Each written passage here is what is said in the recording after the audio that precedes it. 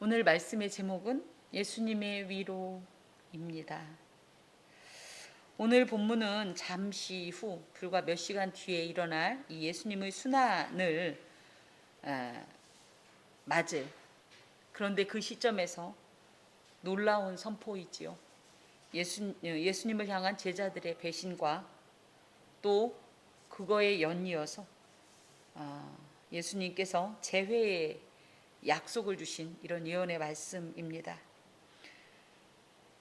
우리가 이 말씀을 받으면서 이런 의문을 해야 될 것 같아요. 이렇게 툭 던져놓고 가면 어쩌란 말인가? 그죠? 베드로나 제자들에게 이렇게 예수님께서 툭 던져놓고 가면 뭘 어쩌란 말인가? 그러면 안 할 수 있는 뭘 능력을 주시든지 우리 표현대로 입에다 접착제를 붙이든지 뭔가를 하셔야 되는데 왜 이렇게 툭 던져놓고 예수님은 예수님의 길을 가시는 걸까? 오늘 말씀을 통해서 귀한 생명의 교훈을 받읍시다. 자, 그때에라고 할 때는요, 이때가 이 감람산에 있을 때가 아니라 감람산으로 지금 30절에 보면 뭐예요? 이에 그들이 찬미하고 감람산으로 나아가니라 할 때 아마 이 노중에 있었던 이 말씀이실 거다. 그런데 굳이 그때에라고 했을 때 이것은 원어상 토테라는 말씀으로 이 말로 어떤 새로운 사건이 시작되는 때에 주로 사용하는 것이, 그래서 우리 있죠, 심청가 같은 거 판소리 할 때 그죠? 막 뺑덕 엄마 막 흉보고 막 이러다가 그때에 뭐 신봉사가 이랬다 이럴 때 그때에, 그래서 장면이 완전히 전환되거나 새로운 주제로 넘어갈 때 사용되는 이 단어입니다. 그걸로 봐서 단순히 그냥 그때에 같지만 이것은 지금까지 있었던 이 흐름을 깨는 중대한 어떤 사건이 이제 벌어질 것을 의미해요. 자, 예수님께서 제자들에게 이르시되 오늘 밤에 너희가 다 나를 버리리라. 제자들이 배신할 것이라는 예언을 하십니다. 이 예수님의 말씀을 들었던 제자들의 마음은 현재 지금 어떤 심정일까요? 일단 여기에 보니 오늘 밤, 그러니까 지금이 이미 오늘 밤이죠. 지금이 이미 오늘 밤이잖아요. 저번에 그랬죠. 6월절 저녁 식사를 규례대로 마치고 나면 일반적으로 거의 자정쯤 됐다. 그러니까 현재 자정이라고 생각할 때 6시간이면 내일이 되는 거잖아요. 그럼 요 6시간 안에 지금 이렇게 예수님을 사랑하고 이렇게 예수님과 우리의 관계가 돈독한데 오늘 밤에 불과 6시간 안에 이 말씀을 들었을 때 제자들은 첫 번째 인정할 수 있겠습니까? 여러분에게 여러분 이따가 10시 전에 여러분께서 예수님을 배신할 겁니다. 그럼 여러분 믿겠어요? 아멘 할 수 있어요? 당연히 우리도 베드로 같이 대답하겠죠. 제자들처럼. 그렇죠? 이건 굉장히 충격적인 말씀이고 도무지 인정할 수 없는 말씀이에요. 왜냐하면 지금 내가 충만하니까. 지금 내가 예수님의 그죠? 예수님을 사랑하는 마음이 뜨겁고 그렇기 때문에 이건 도무지 인정할 수 없는 말씀인데 너무나 충격적이게 예수님께서는 이런 제자들의 배신을 예언해요. 그런데 더 충격적인 건 56절에 보면 실제로 이 예언이 성취가 돼서 제자들이 다 예수님을 버리고 도망갔다라는 표현이 나옵니다. 자, 그러면서 우리가 이런 표현들을 통해서 저번에도 23절에 나와 함께 그릇에 손을 넣는 그가 나를 팔리라 뭐 이런 말씀을 통해서 누구라고 딱 지목하지 않는 마태의 어떤 초점이 있다고 그랬어요. 누구라도 예수님을 배신할 수 있다. 누구라도 예수님을 부인할 수 있다. 우리는 우리 자신의 현재를 바라보면서 장담하지만 누구도 하나님 앞에서 나의 믿음이 그날까지 완전할 거다, 그날까지 요동치 않을 거다라는 것을 장담할 수 있는 존재는 없다라는 거예요. 심지어 예수님의 직접적인 부르심을 받은 제자들조차도 이것을 지키지 못하는 것을 생각할 때 아무리 현재의 신앙 뜨겁고 절절하고 진실된 신앙 고백이 있다 할지라도 얼마든지 주님을 배신할 수 있는 가능성을 가진 존재들이라는 사실을 깨닫고 내 믿음을 믿지 마세요.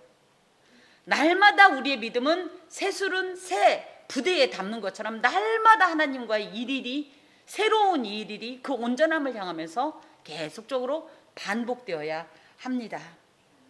특별히 여기에 보면 오늘 밤에 너희가 다 나를 버리리라 해서 이 버리리라라는 표현이 뭐예요? 마치 제자들이 예수님을 능동적으로 그쵸? 제자들이 주체가 돼서 버리는 것처럼 우리 표현에는 되어 있는데, 이 버리리라라는 표현이 스칸달리조라는 말이에요. 우리 올 아마 상반기에 스칸달론이라는 표현을 제가 여러 번 표현했던 게 생각나는데, 스칸달론이 뭐냐면 함정, 올무, 짐승을 잡는 어떤 그런 트릭, 그죠? 이런 뜻이에요. 그러니까 버리리라라는 말은 스칸달론, 그러니까 올무에 걸려 넘어진다는 뜻을 가지고 있습니다. 그러면 이것을 이제 그대로 직역을 해보면 원어로 너희가 걸려 넘어질 것이다, 이런 얘기예요. 자, 다시 한번, 너희가 다 나를 버리리라, 이 말씀이 뭐냐면 너희가 오늘 밤에 다 걸려 넘어질 것이다, 이런 뜻이에요. 어디에 걸려 넘어지냐 하면 거기에는 나를이라고 되어 있지만 나 때문에 라고가 맞습니다. 이게 무슨 얘기예요? 바꿔 말하면 오늘 밤에 너희가 다 나 때문에 걸려 넘어질 것이다, 이런 뜻이에요. 나 때문에 나를 배신하고 나 때문에 나를 부인할 것이다, 이런 말씀입니다. 예수님 때문에 제자들이 걸려 넘어진다? 이게 무슨 뜻일까요?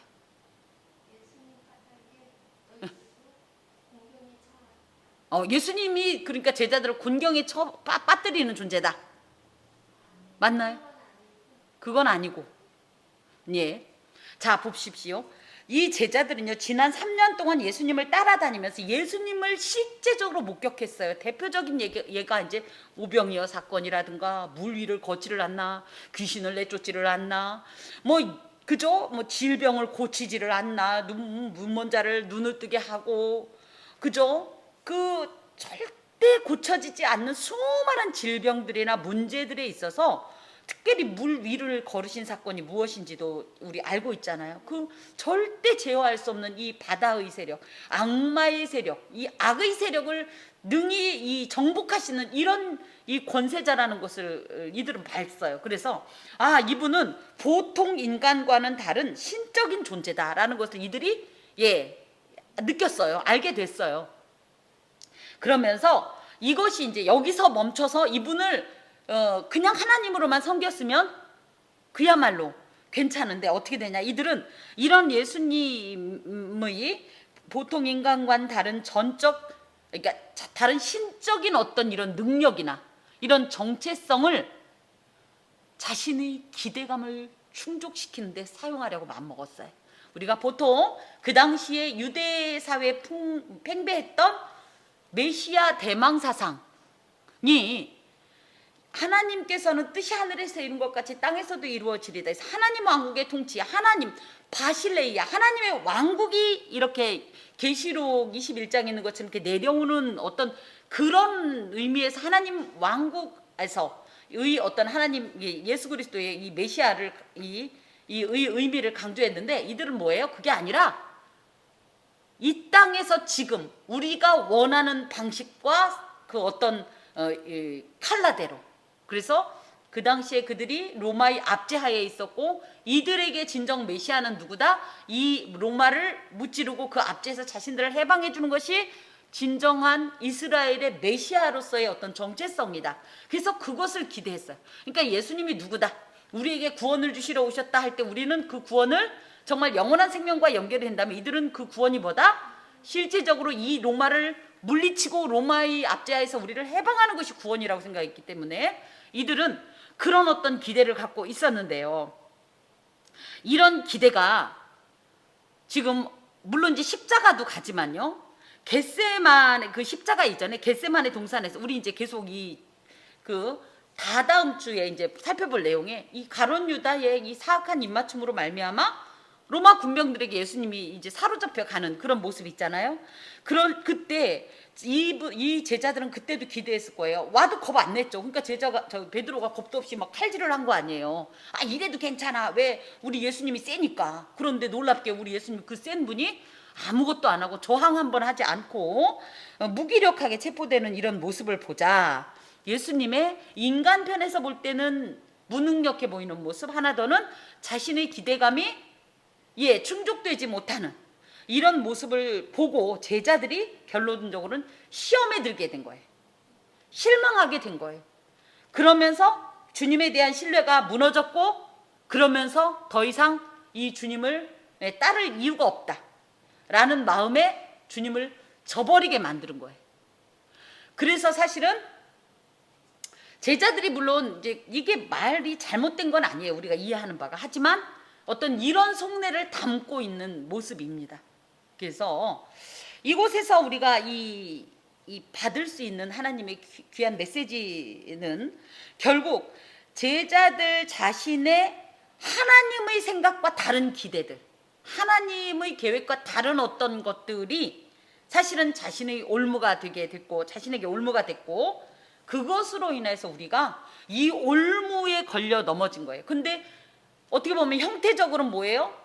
내가 원했던 걸 안 채워준 것 때문에 내가 올무에 걸려 넘어진 거기 때문에 예수님의 이 말씀이 결국은 너의 원함이 채워지지 않는데 그 원함을 채워주지 않은 존재가 누구다? 나다. 그래서 너희들이 올무에 걸려 넘어졌다. 이거와 마찬가지로 우리에게도 하나님의 뜻과는 또 목적과는 계획과는 방법과는 무관한 수많은 것들이 있다라는 거예요. 그런데 나는 요 방식으로 딱딱딱딱 맞춰줬으면 소위 말하는 퍼즐 조각이 탁탁탁 맞겠는데, 그죠? 내 생각에는 계약을 딱 이때 했으니까 넉넉하게 시간도 딱 주지 않았습니까? 하나님 다 알고 계시지 않습니까? 집 필요한 사람 딱딱딱딱 매칭을 시켜주면 끝내겠는데 왜 하나님 시간을 끄고 이렇게 사람 애를 태웁니까? 이건 내 방식이라는 거예요. 하나님은 무슨 일을 이룰 때 우리가 생각하듯이 늘 말씀드리지만 1대1로 일하시는 분이 아니라 1대 최소한 1대2, 1대1은 절대 아니라는 거죠. 한 문제를 아주 중요한 뇌관 하나를 건드려서 아주 놀랍게도 이 문제들을 해결하시는 이런 방식의 분위기 때문에 이 모든 것들이 적절한 때가 될 때까지 하나님은 기다리셔요. 그런데 우리는 그걸 못 기다리니까 어떻게 해야 돼요? 너희가 다 나를 버리리라 군 것처럼 하나님 때문에, 근데 여기에 말은 하나님 때문이지만 우리 자신 때문에 우리 스스로가 걸려 넘어지는 이런 안타깝고 비극적인 결과가 있다라는 거죠. 실제로 우리 또한 우리의 목적과 어떤 기대와 계획들과 하나님의 행하시는 것이 이건 시간차가 있으면 어떻게 돼요? 우리도 결론적으로는 주님을 향한 믿음이 흔들리고 의심이 생기고 불안하고 평안을 빼앗기고 이것이 계속적으로 굉장히 자주 반복되고 내지는 계속 지속된다 그러면 우리도 예수님을 배신할 수 있다는 사실입니다. 그래서 아주 중요한 게 뭐예요? 우리 마음대로 혼자 시나리오 짜지 마세요. 응? 제가 늘 말씀드리지만 기도할 때요 하나님한테 매뉴얼 들이밀지 마세요.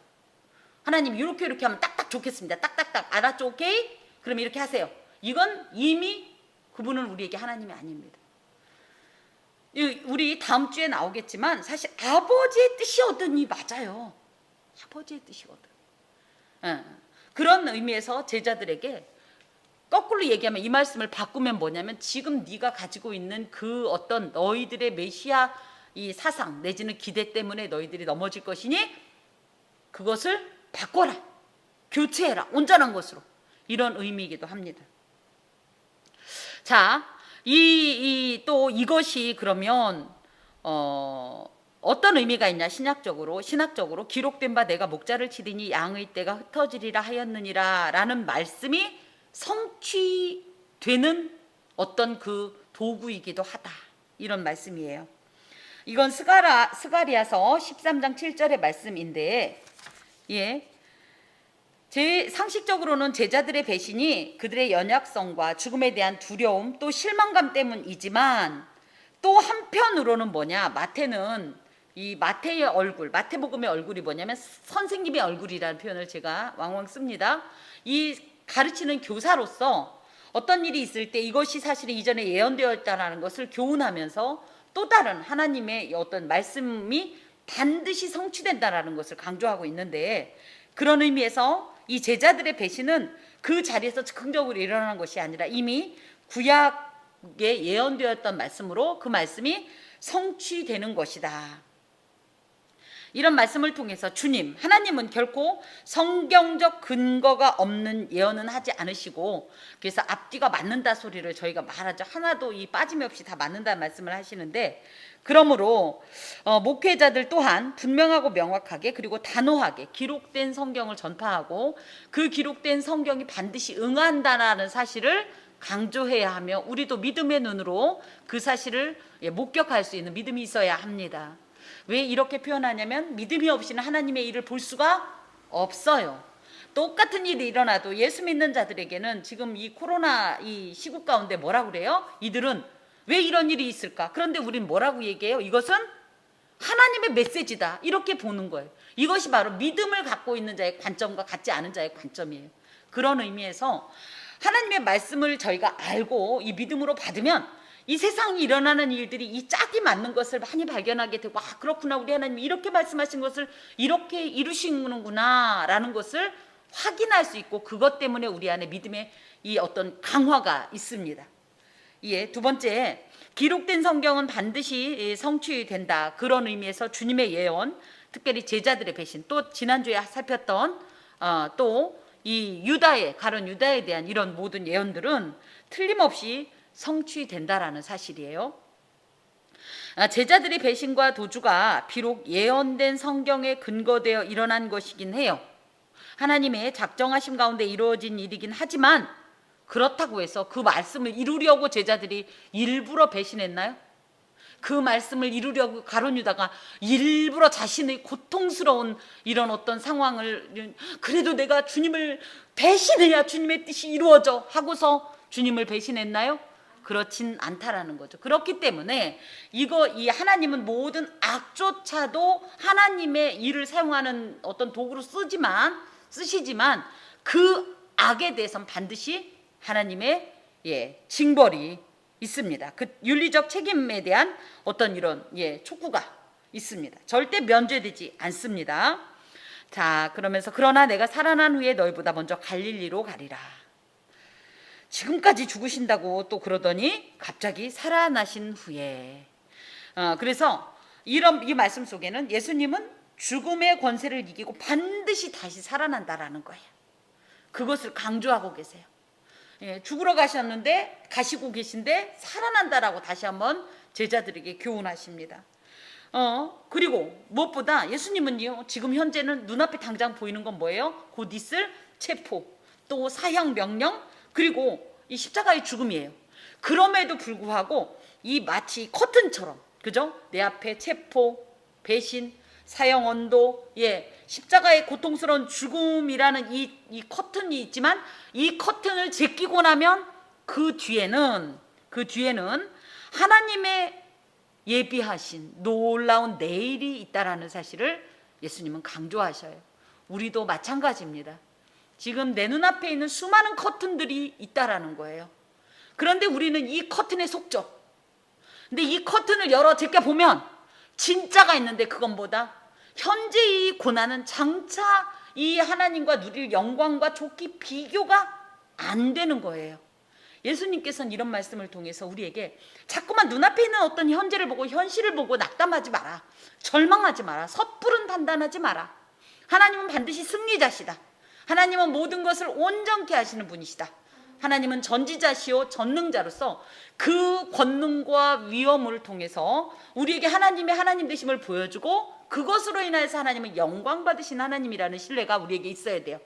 그런데 자꾸만 커튼만 보고 자꾸 울고 실망하고 흔들리고 이 커튼을 열어 제끼는 믿음이 필요합니다. 이 눈앞에 있는 커튼에 속지 마세요. 열어 제끼세요. 그 안에 있는 참으로 하나님의 하나님 되심을 우리가 발견할 수 있어야 하겠습니다. 특히 제자들에게는요, 예수님이 정말로 부활하셨을 때 그런 말 없었잖아요. 이런 거 안 하게 하려고, 어리둥절하고 뭐 이런 게 어디 있어. 그런데 실제로 이들은 이 말씀을 지금 현재는 못 알아들었지만, 그죠? 나중엔 아하 하고 생각을 하게 되잖아요. 그 일을 위해서라도 예수님께서는 보여주십니다. 또 예수님은 죽음에 예속되지 않는 생명의 근원 자체세요. 그래서 이 마귀의 어떤 제압에도 전혀 예수님은 정복되지 않으세요. 그래서 오히려 너희들이 그걸 믿는다면 당장의 예수님의 죽음에 실망하지 마라. 그 너머가 진짜다. 그림자에 속지 마라. 이런 말씀을 주십니다. 그런데 여기에 좀 특이한 게 내가 먼저 너희보다 먼저 갈릴리로 가리라. 이건 뭐예요? 갈릴리에 가서 내가 먼저 기다리겠다 이런 뜻이죠. 왜 하필이면 갈릴리일까요?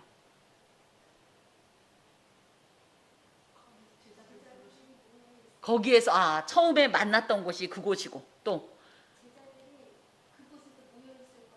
그곳에서 모여 있을 걸. 왜요? 그곳이 이들의 고향이고, 그쵸? 또 실제로 예수님께서 가장 사역을 많이 했던 곳이 그 갈릴리 지역이시잖아요. 그래서 예수님 사역의 주된 본거지이기도 하고, 아까도 말씀드린 것처럼 제자들이 그곳에 그죠? 이 어떤 이런 출생적 배경을 갖고 있기도 하고, 더해서 이런 거 있죠. 이 사람을 생각하면 이 사람과 함께 했던 어떤 공간이나 시간이 딱 떠오르지 않나요? 그럼 그곳에 가면, 그쵸? 여기에서 막연히 그걸 생각하는 것보다 거기에 가면 실제로 그때 일이 재현이 되고 더 가슴이 뜨겁죠. 그래서 이렇게 제자들과의 추억이 가득한 그곳에 가서 그 사랑들을 다 회복하고, 특히 예수님은 이제 죽음의 메인 존재가 아니라 죽음을 이기신 존재로서 그런 예수님과 제자들이 새로운 관계를 맺기 위한 어떤 지리적 공간이다, 이렇게 이해할 수 있습니다. 자, 베드로가 대답하여 이르되 모두 주를 버릴지라도 나는 결코 버리지 않겠나이다. 베드로의 이 장담이요. 근데 옛말에 이런 말 있죠. 강한 부정은 강한 긍정이다. 그죠? 제가 정확히 기억하는지 모르겠지만 곱하기가 그런가요? 나누기도 그런가요? 마이너스는 그쵸? 너무 강하게 부정하는 건 너무 강한 긍정이라는 표현이듯이, 저는 베드로가 너무 강하게 이걸 부정하니까 이 말만 들어도 그런 어떤 세상의 어떤 원리로 이해할 때 얘 꼭 이럴 것 같아, 이 사람 꼭 이럴 것 같아, 이런 생각이 들어요. 이렇게 베드로가 강한 부정과 자신감을 갖는 것은 상황의 변화에 따라서 얼마든지 변할 수 있는 존재예요, 인간은. 그죠?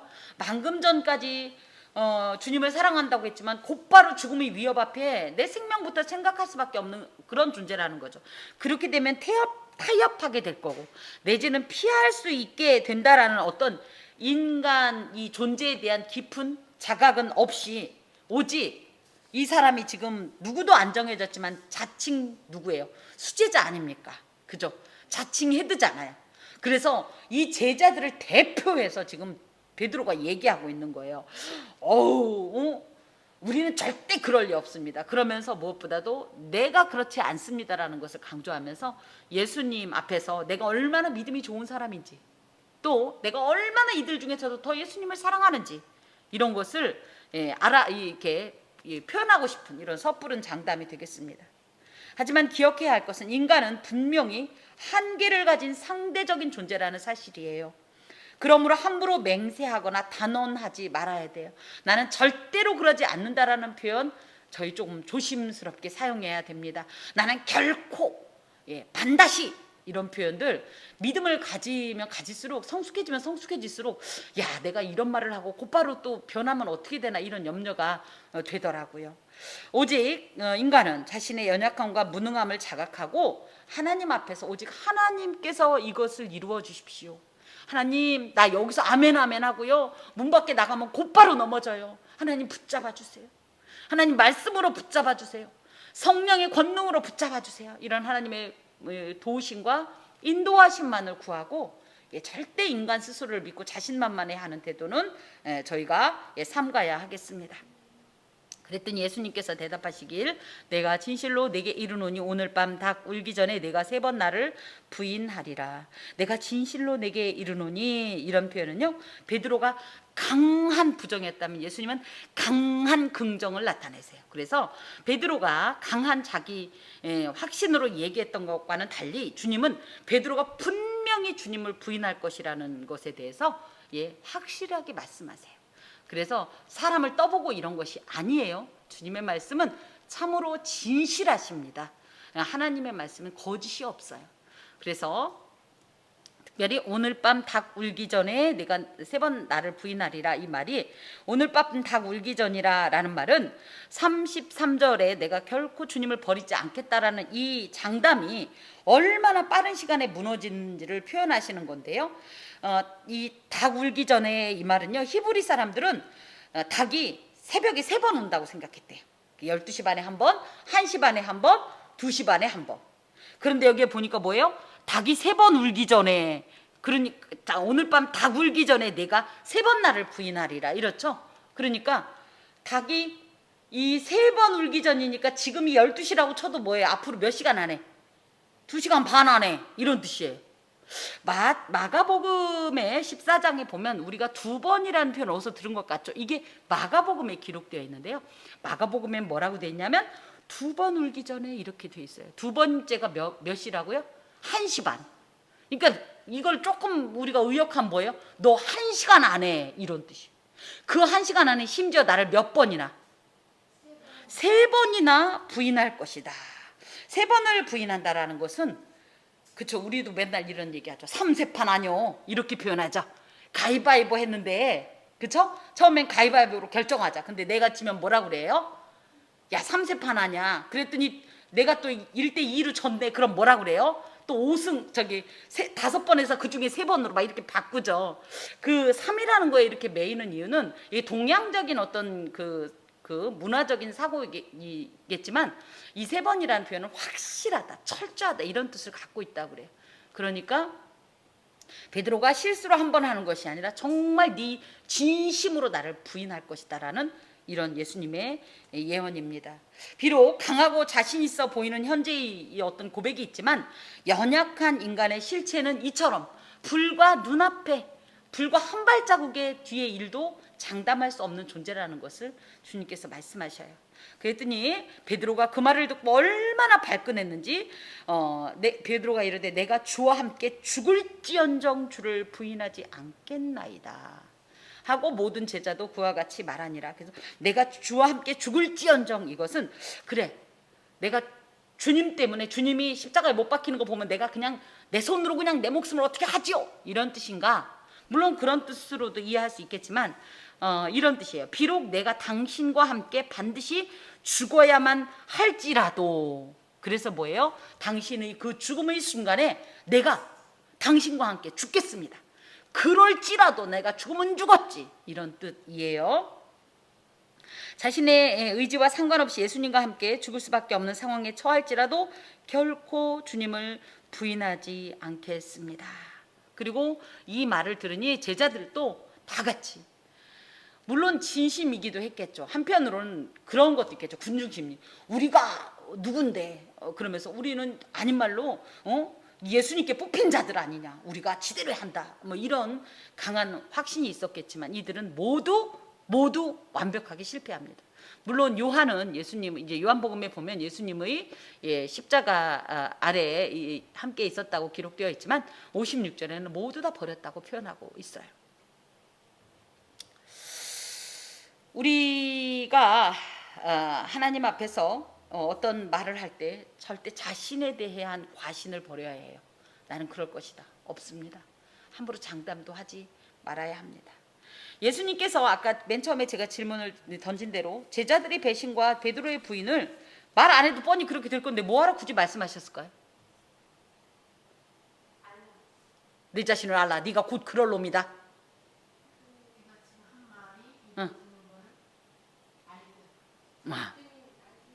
응.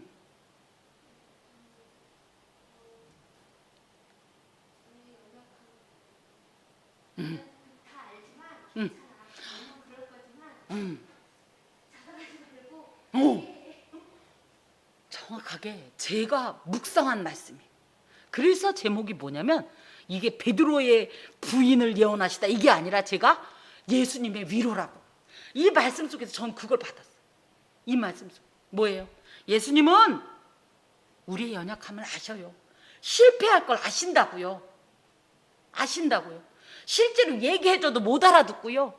아무것도 못할 거면서 장담하는 이 허풍을 아신다고요. 하지만 우리 예수님은 그런 우리를 버리지 않아요. 고아처럼 내버려 두지 않아요. 오히려 그 타락의 현장에서 베드로가 부인할 때 그 쳐다보는 거 봐요. 쳐다보시는 거.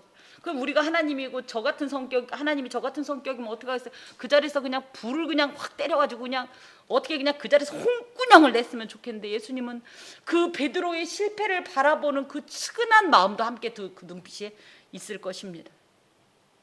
이런 주님께서 이런 말씀을 주시는 것은 저도 그렇게 생각합니다. 실제로 가룟 유다가 실패하고 나서 어떤 행동했죠? 자기 목숨을 자기가 해했잖아요. 그러면 베드로는 뭘 잘했나? 그것도 한 번도 아니고 나의 실수도 아니고 3번씩이나 빼도 박도 못하게, 심지어 나중에 욕을 하고 저주하면서까지 예수님을 부정했는데, 양심이 있는 인간이라면 가룟 유다처럼 양심 있게 행동했어야지. 그렇죠? 예수님께서는 그겁니다. 실패할 수 있다는 거예요. 그런데 실패했을 때 낙심하고 극단적인 생각하지 마라. 오히려 이 자책감에서 벗어나라. 나는 지금 죽지만 살아나서 다시 너와 새로운 걸 시작할 거다. 온전한 하나님의 역사의 첫걸음을 너희와 함께 시작할 것이다 라는 예수님의 위로의 음성으로 들었습니다. 여러분, 우리 일주일에 베드로 몇 번 해요? 그러게요. 베드로가요, 이 수제자가 이거 안 했으면요 우리 여기 문 앞에 못 올라와요. 창피하고 부끄럽고 민망하고 죄송스러워서. 그렇죠? 그런 우리를 예수님은 책망보다는 안쓰러우실 거예요. 또 넘어졌구나 이 녀석아. 이 말씀을 그렇게 받고도 또 넘어졌구나. 그럼 야 때려쳐라.가 아니라 뭐예요? 이해한다. 너는 흙이다.